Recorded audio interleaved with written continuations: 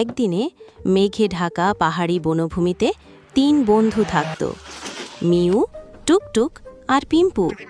Mu ছিল খুব জানতে ভালোবাসে, টুকটুক ছিল ভারী দুষ্টু, আর পিম্পু ছিল সব সময় খুশি।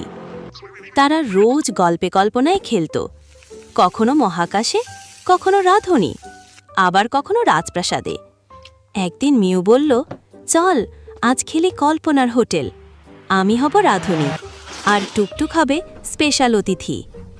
টুকটুক বলল, তাহলে আমায় রান্না করে ফেলো, কিন্তু শুধু খেলা। তারা পাতা, মাটি আর ফুল দিয়ে বানাল টুকটুক ফ্রাই। তারপর মিউ পিম্পুকে ডাকল, পিম্পু এসো, তোমার জন্য টুকটুক ফ্লাওয়ার ফ্রাই। পিম্পু খেয়ে বলল, ওয়াও দারুণ, এখন একটা ম্যাজিক পানীয় চাই। তারা ফুলের রস দিয়ে বানাল ম্যাজিক পানীয়। সেটা খেয়েই পিম্পু ঘুমিয়ে পড়ল, যেন রাজপ্রাসাদের স্বপ্নে। মিউ আর টুকটুক ফিসফিস করে বলল, ও তো ঘুমন্ত রাজা, চল এবার ওকে নিয়ে আরেকটা নাটক বানাই। তারা বানাল ঘুমন্ত রাজা ফ্রাই। সবাই মিলে হাসতে হাসতে খেলল, আর শেষে গান গাইতে গাইতে ঘুমিয়ে পড়ল। কি ভালো লেগেছে তো গল্পটা?